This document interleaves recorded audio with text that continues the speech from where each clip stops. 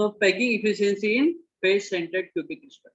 Side में जो आपको डायग्राम दिख रहा है ये face centered type of unit cell किस टाइप का है? Face centered type of unit cell. अब फेस सेंटर्ड की जब भी हम बात करते हैं तो पार्टिकल देखो कॉर्नर के ऊपर प्रेजेंट है, ये कॉर्नर वाले पार्टिकल है। और देखो कॉर्नर वाले पार्टिकल इस यूनिट सेल में इसका सिर्फ 1/8 पार्ट ही ऑक्युपाइड है, अदरवाइज रेस्ट पार्ट अदर 8 पूरा का एक पार्टिकल जो है वो 8 पार्टिकल में डिस्ट्रीब्यूट होता है ना। तो एक पार्टिकल का यहाँ पर सिर्फ 1/8 पार्ट है। तो इस यूनिट सेल में टोटल नंबर ऑफ पार्टिकल हम पहले काउंट कर लेते हैं। So total number of particles in FCC face centered cubic crystal is क्या हो जाएगा? नंबर 1 फर्स्ट कंडीशन देखो पार्टिकल कॉर्नर के ऊपर भी है, so particles at the corner of unit cell. अब देखो कॉर्नर के ऊपर कैसे रहते हैं? टोटल नंबर ऑफ कॉर्नर कितने हैं? 8 इंटू एक कॉर्नर में पार्टिकल का जो पार्ट है कितना ऑक्युपाइड हो रहा है? 1/8 पार्ट। तो इसको सॉल्व करेंगे तो आंसर कितना आ जाएगा?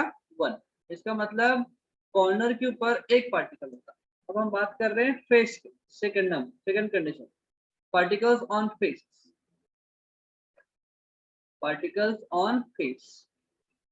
Of unit cell. देखो फेस ऑफ यूनिट सेल में टोटल नंबर ऑफ फेस कितने हैं? 6। टोटल नंबर ऑफ फेस कितने देखो 1 2 3 बॉटम का और 2 पीछे के मिलाकर टोटल 6 फेसेस। ठीक है, तो 6 फेसेस इनटू। अब देखो अगर हम बात कर रहे हैं फेस सेंटर्ड की तो ये वाला जो पार्टिकल है जो फेस के ऊपर होगा हाफ रहेगा इस वाले यूनिट सेल में और हाफ रहेगा दूसरी यूनिट सेल जो यहाँ पर अटैच होगी। ठीक है, इधर जो अटैच होगी ये वाला जो पार्टिकल एक्चुअली में 2 यूनिट में डिवाइड होता है। तो एक यूनिट सेल में उसका सिर्फ हाफ पार्ट ही आता है। दिख रहा है हाफ पार्ट? दिख रहा है डायग्राम में? ये वाला जो पार्टिकल है सेकंड, ये वाला जो पार्टिकल ये वाला जिसको मैंने क्रॉस किया हूँ, ये वाला पार्टिकल जिसको मैंने क्रॉस किया हूँ, तो इस यूनिट सेल में उसका सिर्फ हाफ पार्ट ही प्रेजेंट है, बाकी दूसरे यूनिट सेल में जाएगा उसका हाफ पार्ट। ठीक है, कितना क्लियर हुआ क्या? Yes sir. सो फेस के ऊपर जो पार्टिकल होते हैं वो सिर्फ उस यूनिट सेल में 1/2 सेकंड 1/2 यानी उसका सिर्फ हाफ पार्ट ही प्रेजेंट था। तो 1/2 सो 6 इंटू 1/2 यानी 3 कितना जाएगा? 3। सो total number of particle FCC पे कितने हो जाएंगे? यहाँ का ये 1, यहाँ का ये वाला 1 पार्टिकल कॉर्नर वाला और 3 पार्टिकल्स फेस वाले। तो टोटल नंबर ऑफ पार्टिकल हो जाएंगे 4। मैं यहाँ पर लिख देता हूँ total number of particles on face, और मैं डायरेक्ट FCC लिख रहा हूँ, face internal.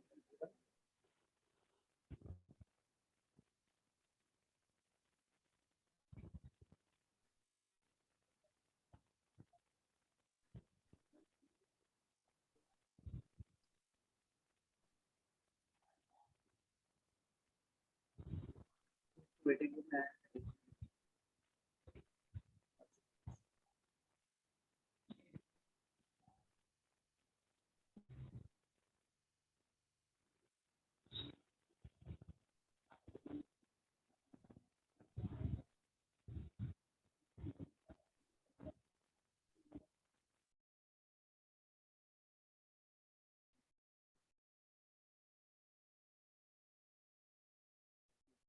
total number of particles on face center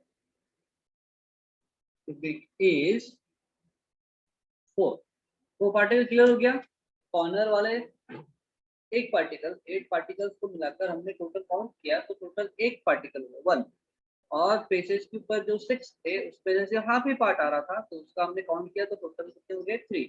so 1 + 3 equals to हो गया 4 पार्टिकल। सो FCC में 4 पार्टिकल रहेंगे, याद रहेगा क्योंकि इसके बाद में यूज होगा जब उसका हम वॉल्यूम निकालेंगे तब।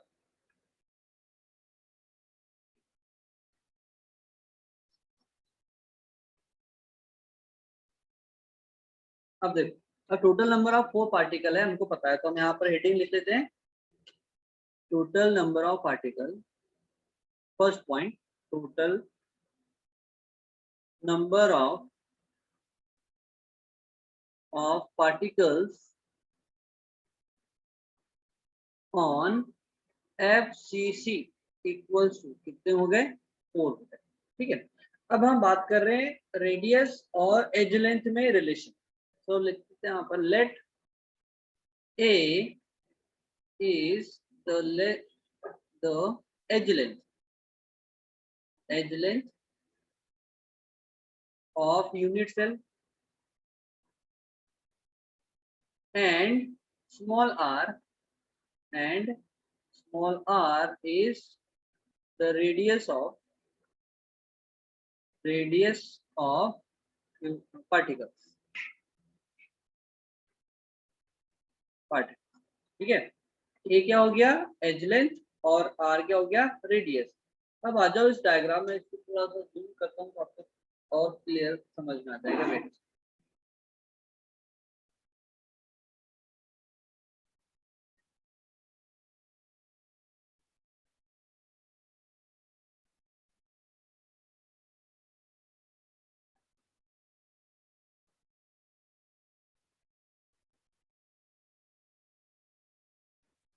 देखो इस डायग्राम में देखो, हमको रेडियस निकालना है और एज लेंथ भी निकालना है। ठीक है, वेट वेट सेकंड, ये वाला पार्ट एरिया करना है।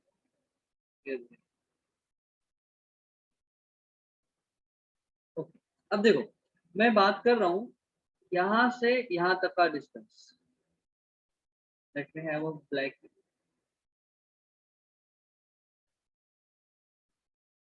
ओके, देखो ये है एज लेंथ, यहाँ से यहाँ तक का जो डिस्टेंस है ये है ए, ये क्या है, ए है। और हमको ए की वैल्यू निकालना है, तो ए और आर में रिलेशन चेक करने के लिए देखो, मैं जो ड्रॉ कर रहा हूँ ये वाला, यहाँ से यहाँ तक, यहाँ से यहाँ तक का डिस्टेंस, ठीक, देखो ये वाला आर है, रेडियस है, ये वाला भी आर रेडियस है, और ये यहाँ इसका सेंटर हो गया, तो ये यहाँ से यहाँ तक का डिस्टेंस हो जाएगा डायमीटर, और डायमीटर क्या होता है, इट इज 2r।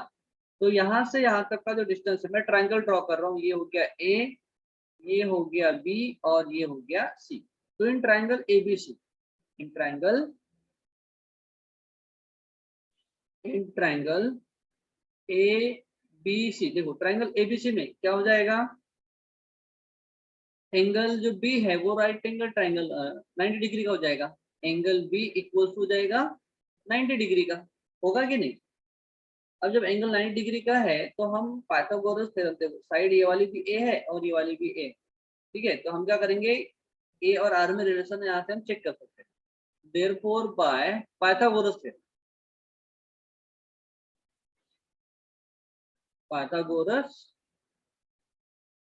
थ्योरम क्या हो जाएगा, पाइथागोरस थ्योरम से ट्रायंगल में AC का स्क्वायर, इक्वल टू हो जाएगा AB का स्क्वायर प्लस BC का स्क्वायर। ठीक है, ये हो जाएगा ना।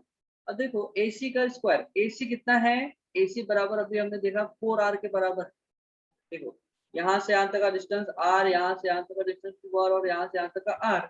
सो AC का डिस्टेंस कितना है, एक्चुअल में 4r के बराबर, और ए बी और बी सी जो है वो एक्चुअल में साइड है, एच है, तो हम उसको ए से रिप्रेजेंट करते हैं, क्या हो जाएगा, इट इज 4r का square equals to, A B क्या है, ए है, ए यानी edge length, A square plus B C भी ए है, तो ये हो जाएगा ए का स्क्वायर।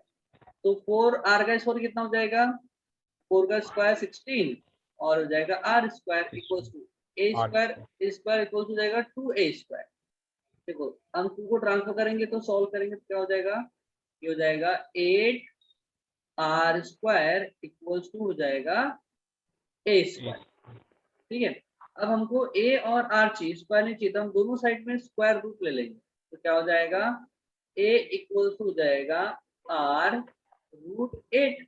अब √8 की वैल्यू कितनी होती है, 2√2, तो क्या हो जाएगा, a इक्वल्स टू r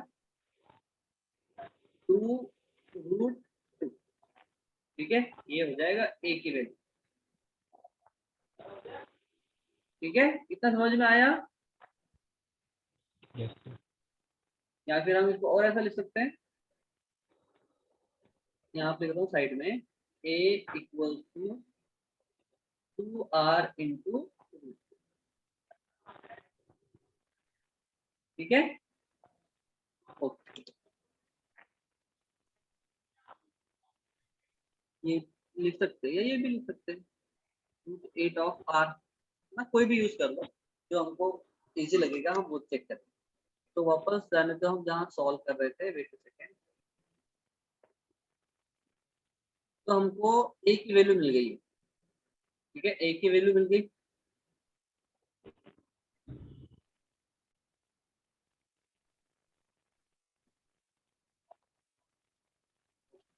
सो हमको a और r में रिलेशन मिल गया, तो हम लिखेंगे यहाँ पर relation between edge length a and radius of particle r equals to क्या हो जाएगा, a इक्वल्स टू अभी निकाला था r इंटू R रूट 8, और root 2. या फिर a इक्वल्स हो जाएगा 2r इंटू रूट 2। ठीक है, अब देखते हैं दोनों में से जो यूज होगा हम वो कर लेंगे, ठीक है।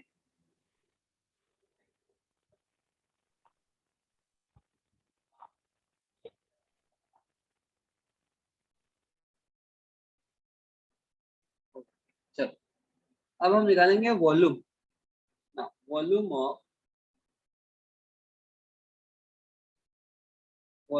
Of unit cell. क्या होता है volume of unit cell, A का क्यूब, ठीक है। Therefore volume of unit cell को हम v से रिप्रेजेंट करते हैं, तो v इक्वल्स टू a की वैल्यू कितनी है, अभी हमने निकाला है यहाँ पर a। चलो ये वाला लेते हैं, रूट 8r, क्या हो जाएगा, v इक्वल्स हो जाएगा r इंटू रूट 8 का क्यूब, क्योंकि a की value since a equals to ये है, ठीक है। अब सॉल्व करेंगे इसको, तो वॉल्यूम मैंने v इक्वल्स टू हो जाएगा r का क्यूब इंटू 8 का रूट 8 का क्यूब कितना होगा, 8 रूट 8 होता है, कितना होता है 8 रूट 8। हम इसको और सॉल्व कर लेते हैं, चलो।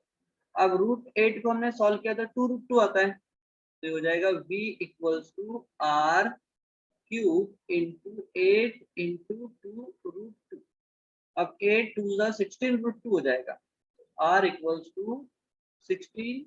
अब देखो रूट 2 की वैल्यू कितनी होती है, कितनी होती है रूट 2 की वैल्यू, रूट 2 की वैल्यू कितनी होती है बेटा, 1.41, हाँ या ना,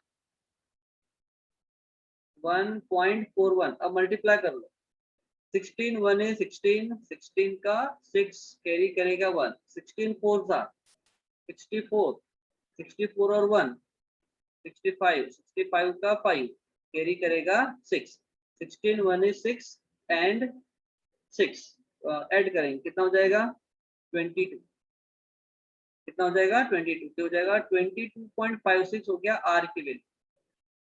रेडियस कितनी निकल गई 22.56, ठीक है, ये आर की वैल्यू निकल गई। सॉरी ये वॉल्यूम है रे, वेट वेट, यहाँ पर आर क्यूब आएगा, आर क्यूब, और ये वी है यहाँ, ये वॉल्यूम है, ये हो जाएगा ये volume equals to R cube into 22.56। इतना समझ में आया? हाँ जी, यस सर। हमने सिर्फ मल्टीप्लाई किए यहाँ पर, 8 रूट 8 को हमने बस सॉल्व किया, ठीक है, ओके आगे। अब हम निकालेंगे volume of particle, now volume of spherical particle, volume of spherical particle, तो हम स्फेयर लिख रहे हैं। अब देखो स्फीयर का वॉल्यूम क्या है, वी एस लिख रहा हूं मैं, volume of spherical particle equals to, या वीपी भी लिख सकते हैं हम, वीपी। सो क्या है formula, it is 4/3 pi R cube into देखो टोटल नंबर ऑफ पार्टिकल कितने निकाला हमने 4, तो हम यहाँ पर 4 करेंगे 4। ठीक है, अब सॉल्व कर लेते हैं। Volume of particle equals to 4 4 16, तो हो जाएगा 16/3 पाई आर क्यूब। तो ये हो गया वॉल्यूम ऑफ 4 पार्टिकल। अब हम निकालेंगे पैकिंग फ्रैक्शन। हम निकालेंगे packing fraction. Now packing fraction, packing fraction क्या होता है? Packing fraction PF equals to volume of particles divide by volume of unit cell. So packing fraction equals to volume of particle, अभी हमने निकाला था, ये है 16 divide by 3 into pi R cube divide by. अब देखो यहाँ पर 16 है ना, तो ये 8 से इजीली कैंसिल हो जाएगा। 16 तो मैं ना ये वाला पार्ट ले रहा हूँ, कौन सा? ये वाला पार्ट यूज कर रहा हूँ मैं, ये वाला। हमने उसको और भी सिंपल फॉर्म में कन्वर्ट कर दिया था, लेकिन मैं ये वाला यूज कर रहा हूँ। और अभी जो √2 को हमने उसकी वैल्यू पुट किए थे, कितनी कितनी होती है? 1.4। मैं उसको √2 के फॉर्म में ही लिख रहा हूँ, तो हमको सॉल्व करने में ना इजी हो जाएगा। तो ये नीचे वाला स्टेप अगर हमने सॉल्व नहीं भी किया अभी, उसको बाद में करते हैं। ठीक है, तो मैं इसको एरेस्ट कर रहा हूँ। तो हम अभी क्या यूज कर रहे हैं? आर क्यूब या 16 आर क्यूब इंटू √2, ये यूज कर रहे हैं। क्या हो जाएगा? R 16 R cube into √2। अब देखो ये वापस फ्रैक्शन के डिवाइड में फ्रैक्शन है, मैं इसको थोड़ा और नीचे सॉल्व कर रहा हूँ। फ्रैक्शन के डिवाइड में फ्रैक्शन है, तो हम क्या करेंगे? Packing fraction equals to 16 divide by 3 pi R cube into नीचे वाला फ्रैक्शन का जो पार्ट है, ये हो जाएगा ऐसा 1 डिवाइड बाय, इसके डिवाइड में कुछ नहीं है, 1 है, तो जाएगा 1 divide by 16 R cube into √2। अब देखो 16 से 16 कैंसिल, आर क्यूब से आर क्यूब कैंसिल हो गया। अब क्या बच गया? पैकिंग फ्रैक्शन इक्वल्स टू, ये बच गया पाई, तो पाई की वैल्यू पाई ही लिख लेते हैं अभी, पाई डिवाइड बाय 3 इंटू √2, इतना बच गया। अब सबकी वैल्यू पुट कर दो, सॉल्व कर दो। तो पैकिंग फ्रैक्शन इक्वल्स टू पाई की वैल्यू कितनी होती है? 3.14 3.14 डिवाइड बाय ये हो जाएगा 3 इंटू √2 की वैल्यू होती है 1.41। सो पैकिंग फ्रैक्शन आप जब इसको सॉल्व करोगे तो आएगा अप्रोक्सीमेट 68 पॉइंट समथिंग आएगा। ठीक है, इसको सॉल्व कर लो, कैलकुलेटर का है, सॉल्व कर लेता हूँ कैलकुलेटर में।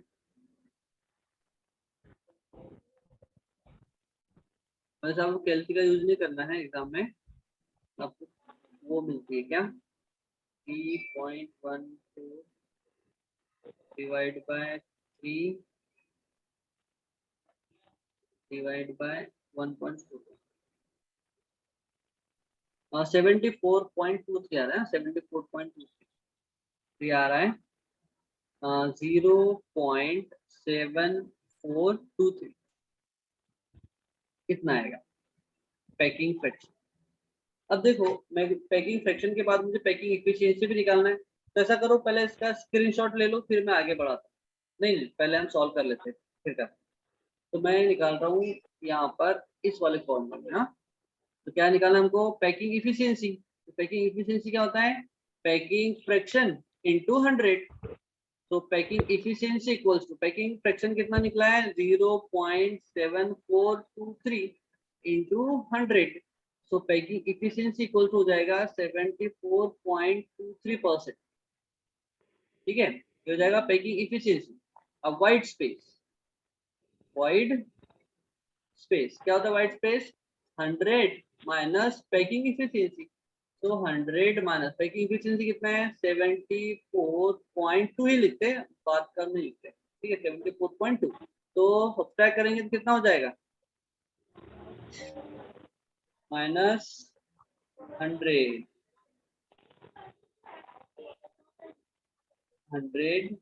माइनस कितना है? 74.2 25.8। Yes. 25.8 ये परसेंट की बात, ठीक है। So minus आएगा ना? नहीं माइनस कैसे आएगा, 100 बड़ा है ना, पॉजिटिव आएगा ना। तो हाँ। अब देखो यार अप्रोक्सीमेट 26 के आसपास जा रहा है, तो हम इस 74 पॉइंट के बाद डिजिट अगर नहीं लिए तो इन शॉर्ट में यहाँ पर लिख लो रिजल्ट। हाँ रिजल्ट। सो हमने इसको अगर 74 भी लिया तो भी चलेगा, अगर 2 3 नहीं लिया तो भी चलता है, ठीक है। तो मैं लिख रहा हूँ यहाँ पर पैकिंग फ्रैक्शन।